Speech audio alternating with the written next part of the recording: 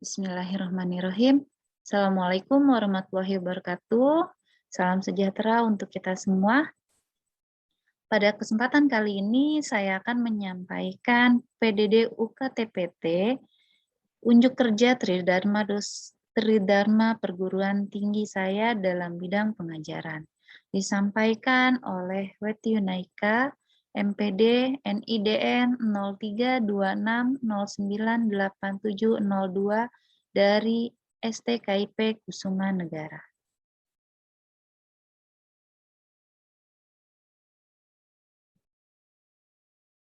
Sekilas tentang DYS.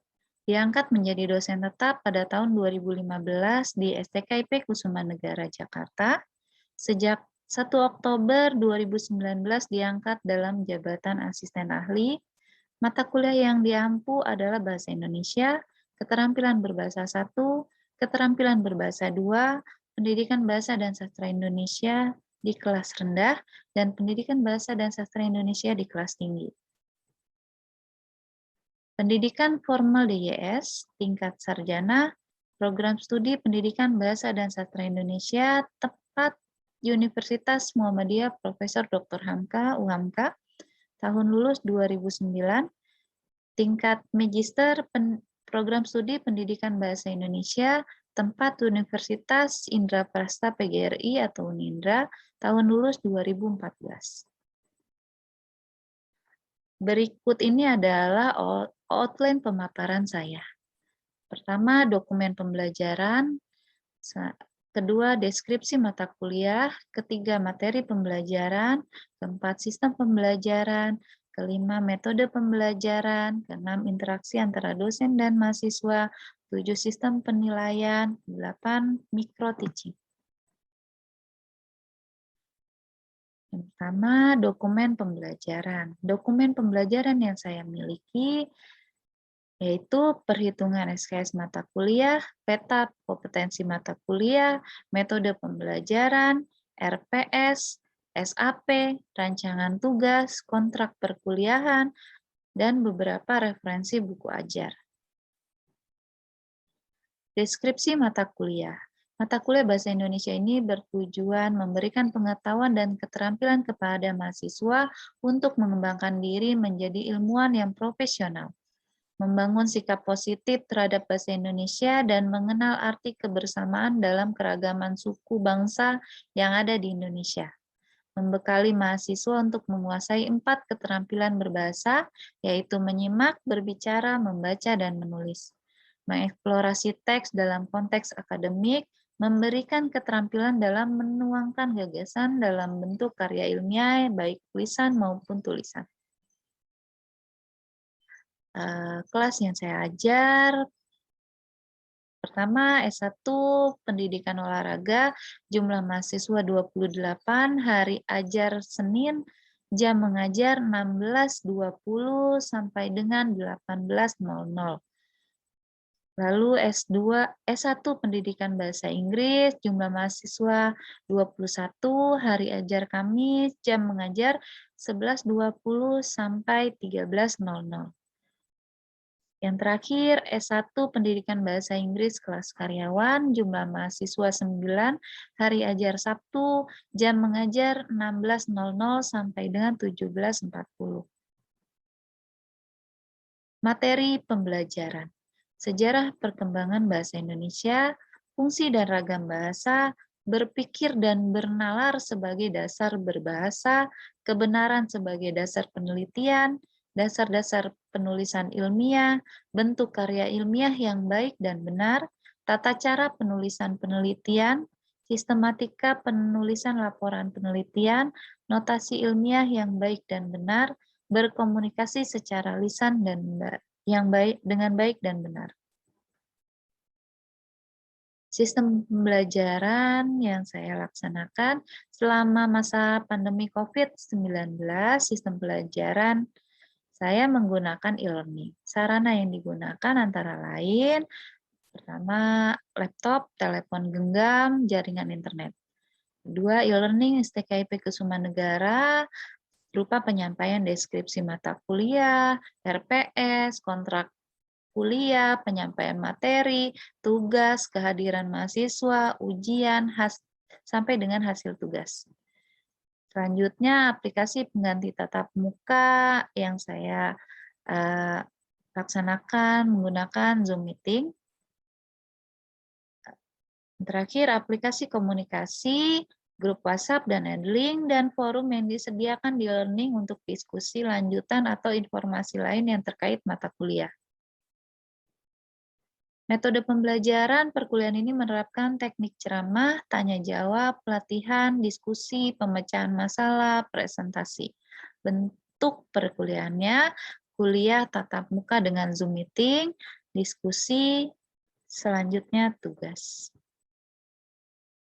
Interaksi antara dosen dan mahasiswa, interaksi dalam hal penyampaian materi dan diskusi menggunakan Zoom Meeting yang dapat diakses di telepon genggam atau laptop serta menggunakan jaringan internet. Diskusi tambahan jika diperlukan dapat memanfaatkan fasilitas forum di Learning ataupun diskusi di grup WhatsApp yang dibuat khusus per kelas. Tugas dapat dikerjakan selama jam mata kuliah ataupun dikerjakan di luar jam mata kuliah. Sistem penilaian yang saya laksanakan, yang pertama komponen penilaian.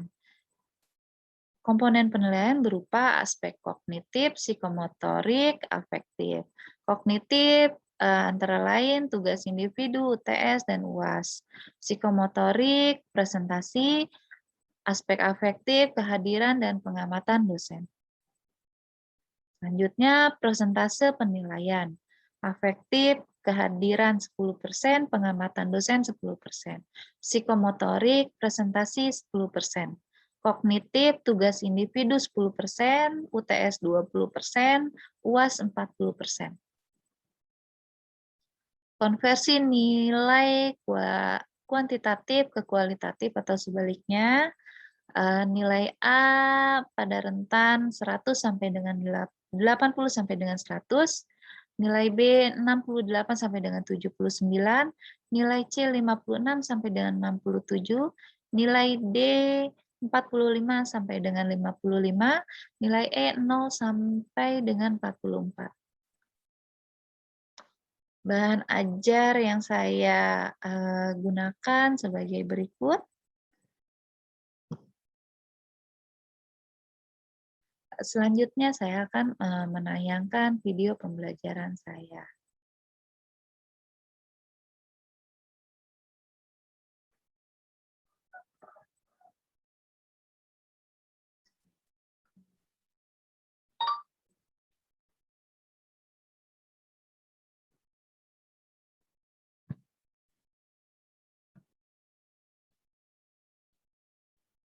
Bismillahirrahmanirrahim. Assalamualaikum warahmatullahi wabarakatuh. Waalaikumsalam warahmatullahi wabarakatuh. Ya, alhamdulillah. Hari ini kita sudah di pertemuan ke-10 ya. Jadi kita melanjutkan materi. Semoga semuanya sehat. Materi kita hari ini hadir semua tidak ya? Ya, jadi sambil menunggu kita mulai saja karena memang waktunya nanti. Jadi materi kita selanjutnya itu masih pada di dasar-dasar penulisan ilmiah. Nah, kali ini submaterinya ada pada paragraf ya. Ada sudah belajar ya tentang paragraf tuh dari SMA, jadi paling tidak sudah tahu, sudah punya gambaran seperti apa paragraf. Nah, paragraf yang kita pelajari hari ini itu yang akan kita gunakan ketika membuat sebuah karya ilmiah, contohnya nanti ketika buat skripsi. Ya.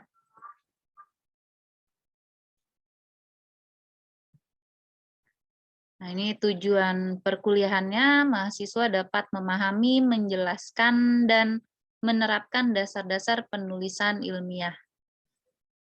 Ya, jadi memang nanti dapat menggunakannya ya. Nah, apa itu paragraf?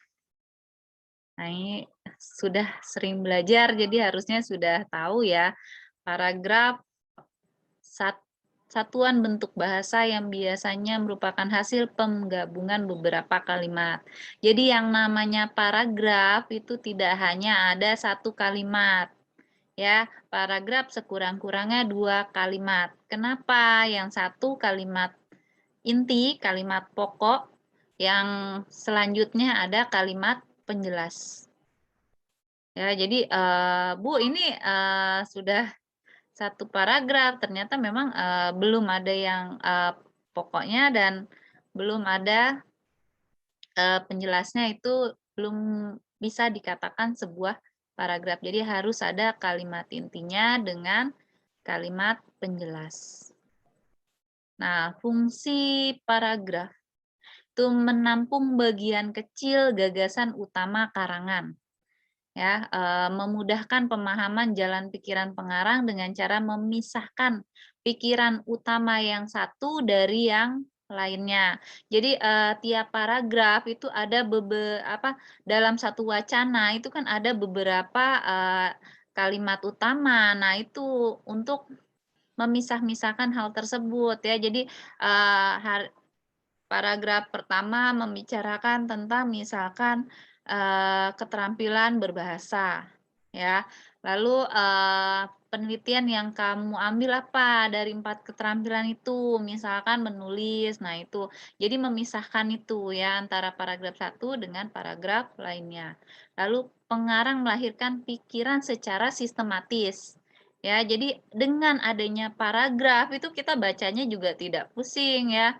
Jadi, dengan adanya paragraf, pikirannya jadi sistematis, dari membicarakan yang umum sampai kepada yang khusus, ya.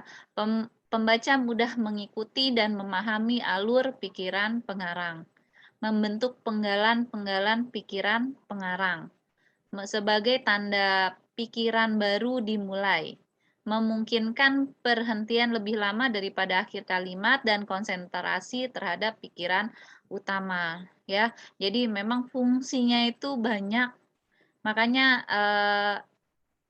harus benar-benar dipelajari dengan baik ya.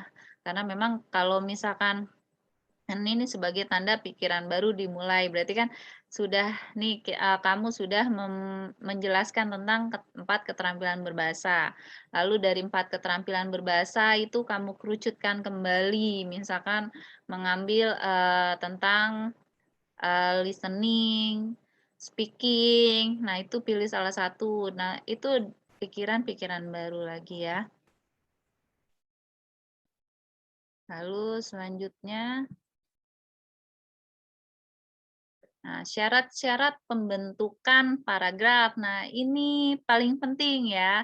Eee, yang pertama kesatuan. Dalam satu paragraf hanya berisi satu pikiran utama. Jadi dalam satu paragraf, makanya ketika buat sebuah karangan dibuat dahulu kan, misalkan yang pertama mau membicarakan apa, dibuat misalkan ide pokoknya atau kalimat utamanya yang lebih luas boleh.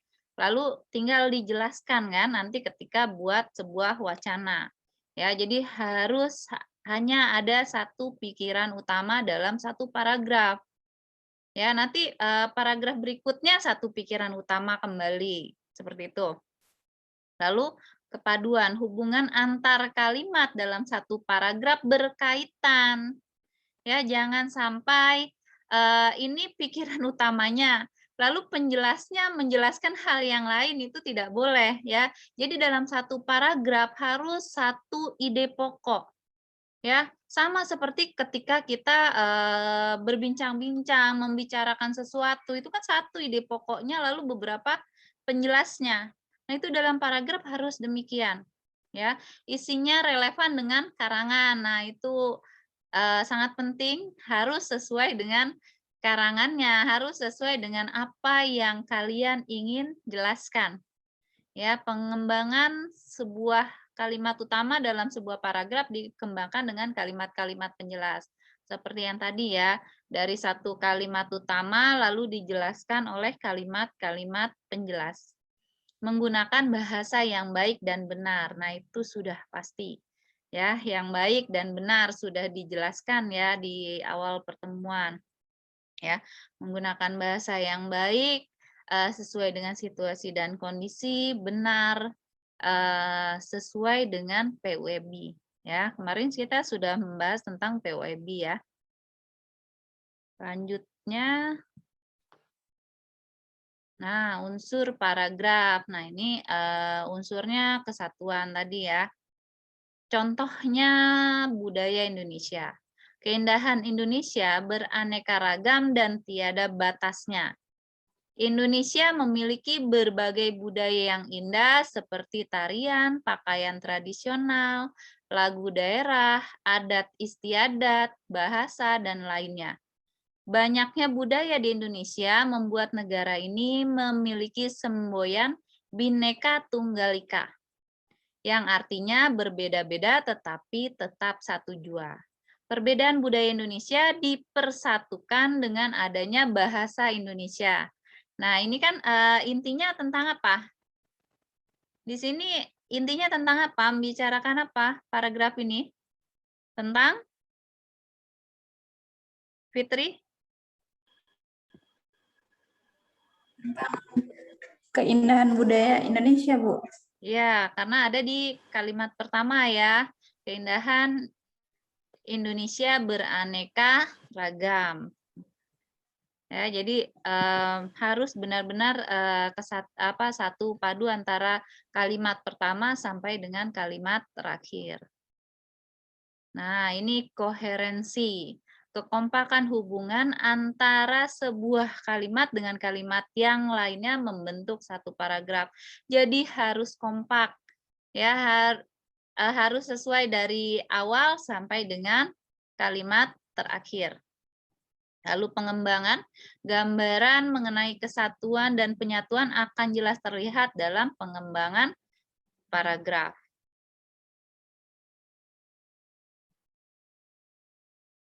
Ya, nah ini kerangka paragraf.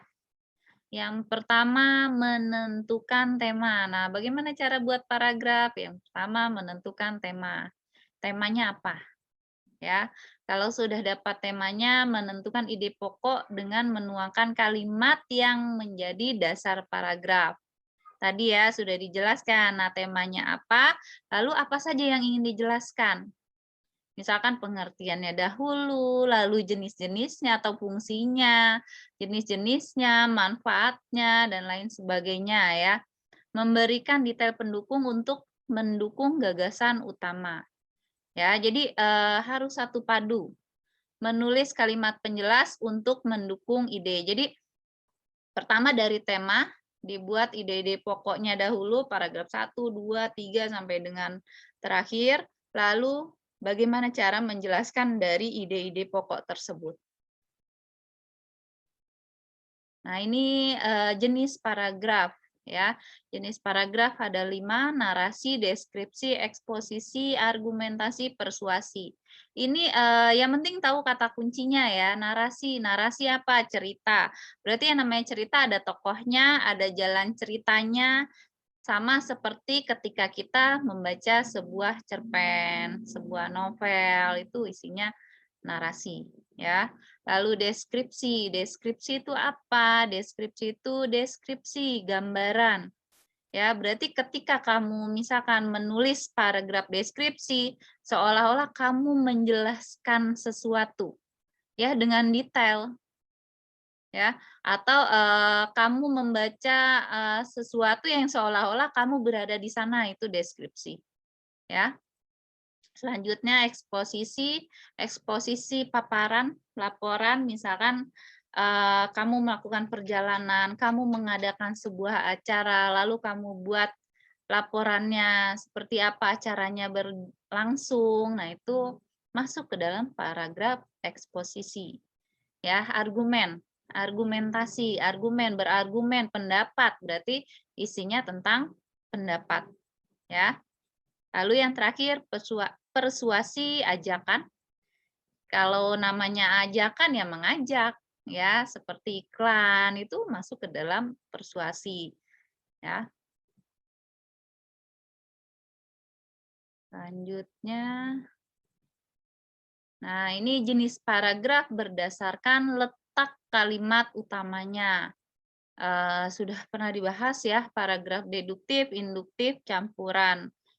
Sudah diberitahu kata kuncinya, deduktif di awal, induktif di akhir. Tadi contohnya kan ada ya yang di kesatuan, itu contoh dari deduktif ya, karena memang kalimat utamanya ada di awal ya, karena biasanya banyak yang menggunakan deduktif. Nah, campuran itu biasanya kalimat pertama dengan kalimat terakhir itu hampir sama. Nah, kalimat terakhir biasanya sekedar penguatan ya dari kalimat yang pertama. Ya, jadi mudah diingatnya. Ya, selanjutnya ini latihannya. Nah, latihannya nanti bisa di screenshot lalu dikerjakan, dikirimkan melalui Adlink seperti biasa ya. Sudah sampai di sini penjelasan saya. Ada yang ingin tanyakan? Sudah jelas? Ibu mohon maaf, Lutfia nunggu di waiting room, minta Iya, di-admit. iya sebentar ya. Ya baik.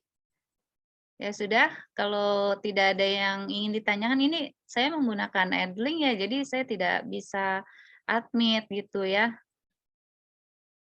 Ya sudah, kalau tidak ada yang ditanyakan, kita lanjutkan di pertemuan yang akan datang.